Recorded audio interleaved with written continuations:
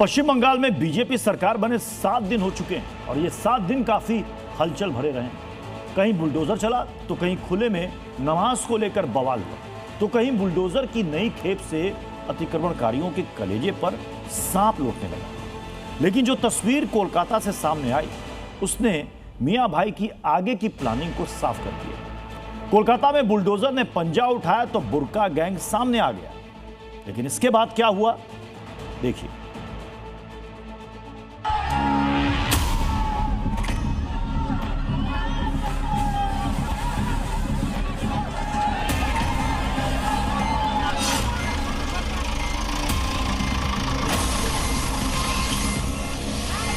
उनका घर तोड़ा गया और वो लोग कल से कहाँ जाके रहेंगे। यूपी स्टाइल में हम लोग पश्चिम बंगाल को चलने नहीं देंगे। जिन्होंने भी इलीगल घर बना रखे हैं, कंस्ट्रक्शन कर रखा है, मॉल बना रखे हैं, सरकारी जमीन पे कब्जा कर रखा है, अपने से तुलवा लो, वो ज्यादा अच्छा होगा।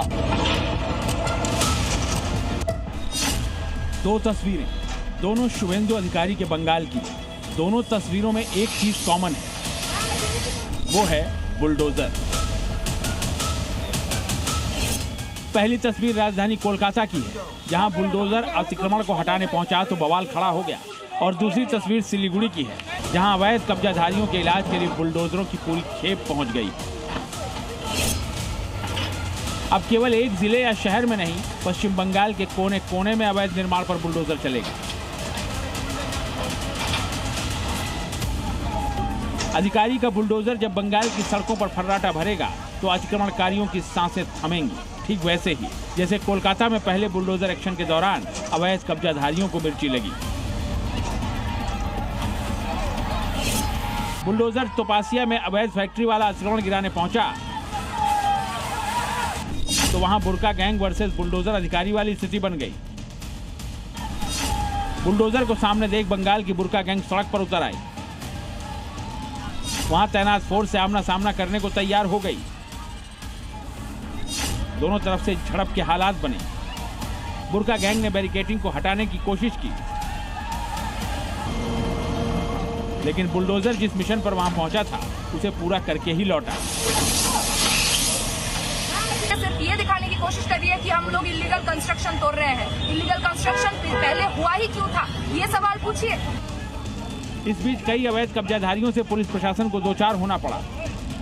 ऐसे में किसी को टांग कर तो किसी को पकड़कर अतिक्रमण हटाने वाली जगह से साइड किया गया।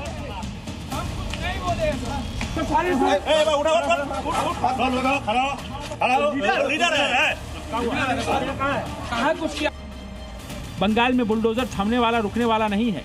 यूपी के सीएम योगी आदित्यनाथ तो बंगाल में जीत से पहले ही चेतावनी दे चुके थे कि बंगाल में कमल खिलेगा तो बुलडोजर चलेगा।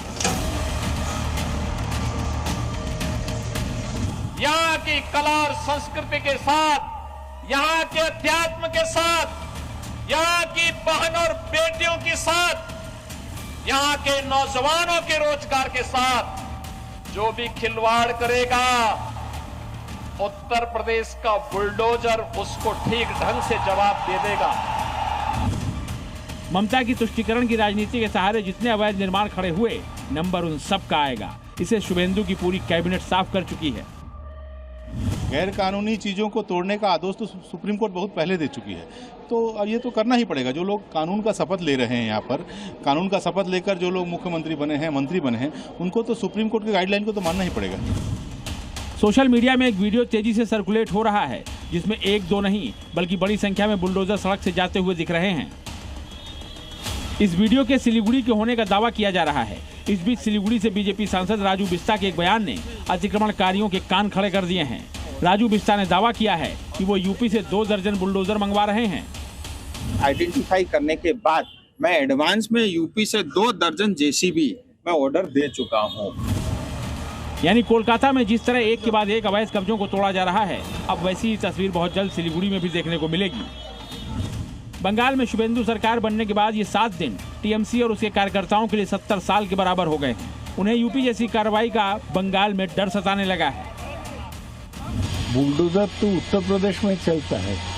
अगर किसी को मकान गिराया जाए ना कानूनी तरीका से करना है, नोटिस देके। बीते 9.5 सालों में यूपी से योगी ने लैंड माफिया का सफाया कर दिया है। अब बंगाल में जिस तरह से बुलडोजर गरज रहा है और खेप की खेप सड़कों पर नजर आ रही है, उससे कब्जाधारियों में दहशत है। शायद यही कारण है कि अब कट्टरपंथी बुर्का गैंग को आगे करने लगे हैं। ब्यूरो रिपोर्ट, जी मीडिया।